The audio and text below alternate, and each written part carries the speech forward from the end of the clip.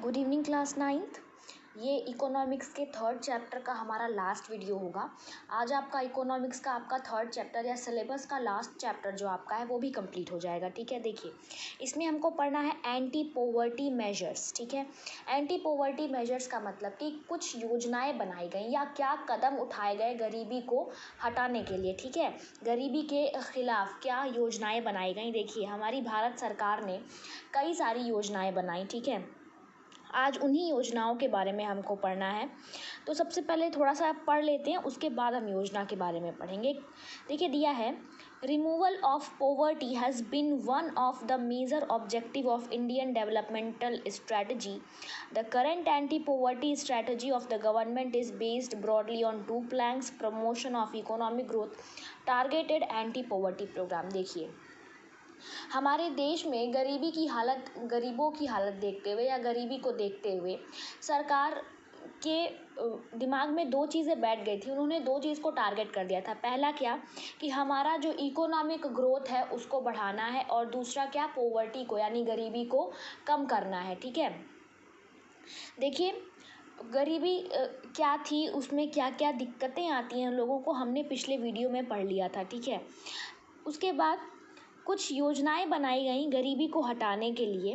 तो क्या योजनाएं बनाई गई, देखिए उनमें से मैं आपको कुछ योजनाओं के नाम बता देती हूँ। पहला आपका था Mahatma Gandhi National Rural Employment Guarantee Act. ठीक है, जिसको हम मनरेगा के नाम से भी जानते हैं, Mahatma Gandhi National Rural Employment Guarantee Act. ठीक है, ये जो एक्ट था आपका वो कब आया, 2005 में इसको लाया गया। ठीक है, 2005 में लाया गया, और इसमें क्या बोला गया कि इसमें मज़दूरों को 100 दिन के लिए क्या दिया जाएगा, एम्प्लॉयमेंट दी जाएगी। ठीक है, हर घर के लगभग किसी एक सदस्य को, मतलब उसका घर चलाने के लिए। ठीक है, या उसके लाइवलीहुड को सिक्योरिटी देने के लिए। कहाँ पे, रूरल एरियाज़ में। ठीक है, गाँव के एरियाज़ में।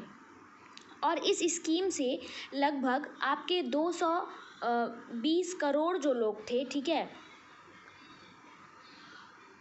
220 करोड़ लोगों को क्या मिला, एम्प्लॉयमेंट आपकी मिला। ठीक है, जिसको आप कह सकते हो 4.78 करोड़ हाउस होल्ड। ठीक है, देखिए इसमें नियम थे, कुछ नियम थे। वो नियम क्या थे कि इसमें भी SC ST और आपके वुमेन्स के लिए रिजर्वेशन था। ठीक है, आई बात समझ में, मतलब कि SC के लिए और ST के लिए रिजर्वेशन था और वुमेन्स के लिए रिजर्वेशन था। ठीक है, कितने परसेंट का, SC ST के लिए 23% का रिजर्वेशन था और वुमेन्स के लिए 70% का। ठीक है, ठीक है, उसके बाद देखिए The average wage has increased from 65 in 2006-07 to 132 in 2013-14। जो इनका एवरेज वेज था, ठीक है, जो इनको मजदूरी दी जाती थी वो 2006-07 में 65 रुपये थी, और फिर 2013-14 में कितनी आ गई, 132 आ गई। ठीक है, उसमें बढ़ोतरी होती आई। फिर 2018 में क्या होता है कि अलग अलग स्टेट में अलग अलग इनको वेज मिलने लग जाती है। हरियाणा में जो मज़दूर काम करते हैं उनको 281 रुपये पर डे मिलने लग जाता है, और झारखंड और बिहार में 168 रुपीज़ पर डे। ठीक है, देखिए हमारी दूसरी योजना जो है वो है प्राइम मिनिस्टर रोजगार योजना। ठीक है, जिसको हम PMRY के नाम से भी जानते हैं, जिसको हम प्रधानमंत्री रोजगार योजना भी कह सकते हैं। ठीक है, इसको शुरू किया गया था 1993 में, 1993 में इसको स्टार्ट किया गया था।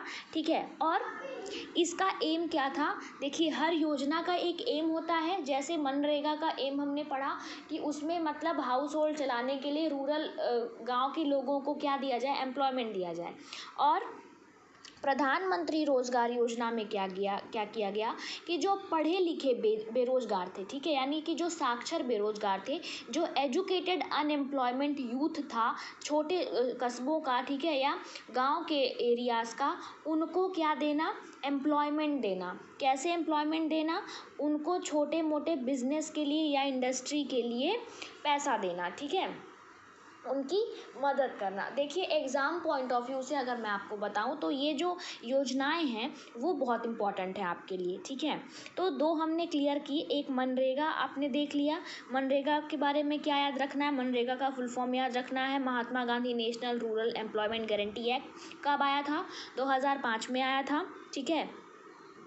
SC ST वुमेन के लिए रिजर्वेशन क्या था, 23%, 70% और 53% रिस्पेक्टिवली, ठीक है।